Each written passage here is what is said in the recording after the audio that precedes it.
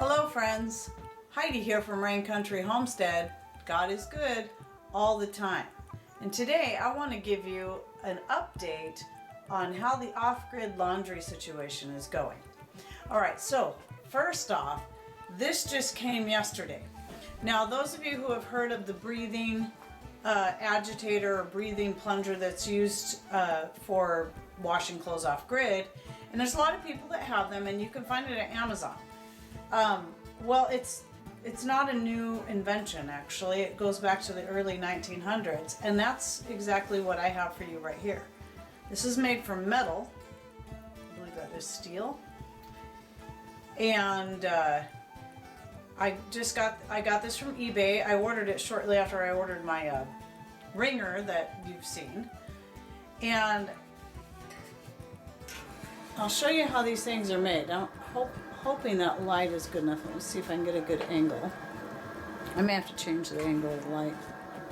But anyway, there we go. It should be a little bit better. Maybe. Anyway, you can just see that there's holes along here. And then there's holes up, I mean obviously these, but there's actually holes inside each one of these little fluted things. Okay, so hopefully this angle is a little bit better, where you can look in there. Now, just like with my wringer, I shopped around to find the nicest looking one. And because it is going to be a functional piece for my laundry system. And I want to make sure it's in not only a cool antique item, but also is in good shape. Right here you can still see the stamp or embossed or whatever you call it.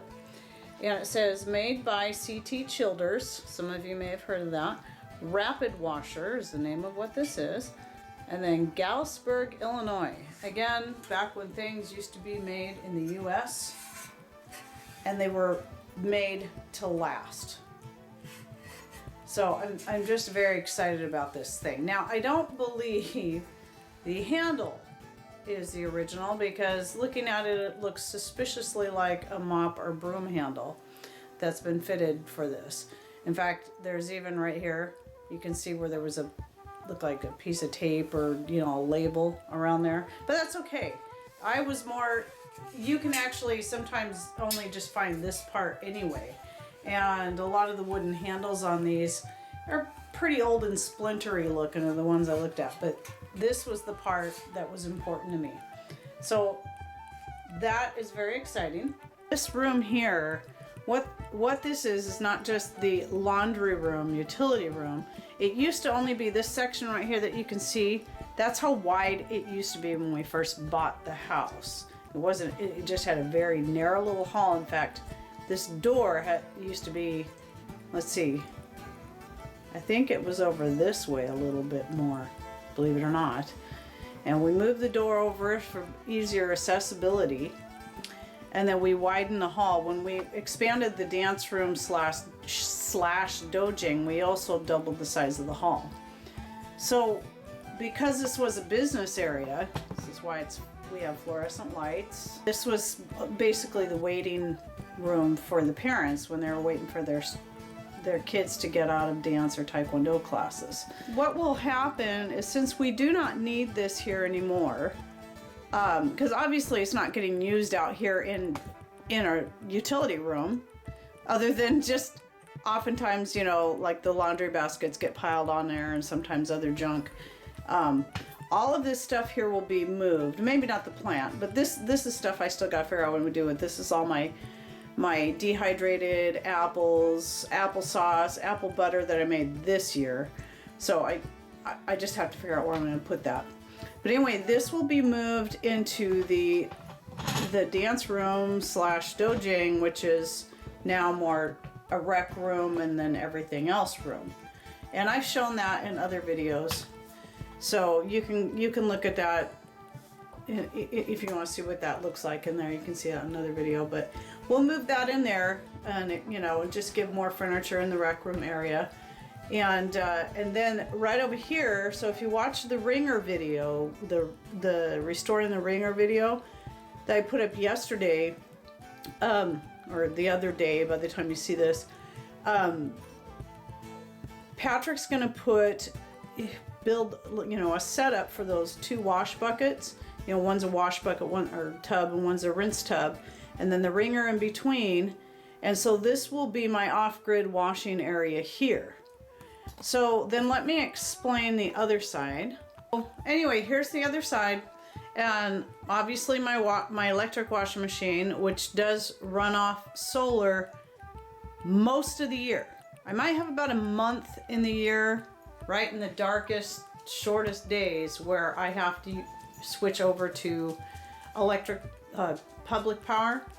But that's the other reason why it's really important for me to have another form to wash clothes, because eventually our goal is to be completely off-grid. And the dryer does get used from time to time, and you may actually hear it once in a while in my videos, because there's more than just me and Patrick that live on this property. My younger son lives here. He has his own place per se, because he bought a camp trailer and he lives on the property. But he pays for his share of the electricity and all that stuff, and so he uses this to wash his own clothes. He does his own laundry most of the time. Sometimes this stuff comes through, and then of course there's our big freezer, and I keep a quilt over it all year round just to help insulate it. And it is currently running off solar power. And again, this is one of the items that most of the year will run off solar power, but we have days where we can't really run much of anything on the solar power, because the days here will get so short, and it's so dark, and if it's perpetually cloudy for several days in a row, our battery banks don't get built up. So again, I can't be totally reliant on the solar to make it through the year. And I'm not even going to assume that the solar power will always be available even in the summer.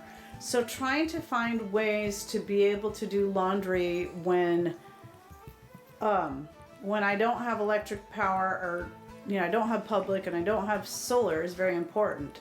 So it'll be kind of cool, because we'll have this whole setup. We'll have the old-fashioned off-grid setup here, and the electric setup here, and there's plenty of room. So, and then as you can see up there, I have a washboard that I actually bought a number of years ago when I was homeschooling the boys, and we used it to do a project. Each of the 3 of us washed our Taekwondo uniforms by hand using the washboard. So it was basically a history lesson, and then it became a decorative piece, and now it's going to become an actual what it was made for piece. So anyway, so that's a little update on the laundry, the off-grid laundry, and what's going on, and there'll be more to come on that. Forgive me, but yes, I made this quilt, and I made that quilt, and I made crocheted those little things. They were originally made to be rugs, but now then I threw them over the arms of this very old love seat, and to help fit in with the decor, and then I made the quilted hangings up there. And there you have it. There's my off-grid laundry update, and along with my cool new gadget. So a collectible item that will also be a very usable item. I still can't get over how this is just in near perfect shape. But hope you enjoyed the video, and stick around, because there'll be more to come, more updates to come on this.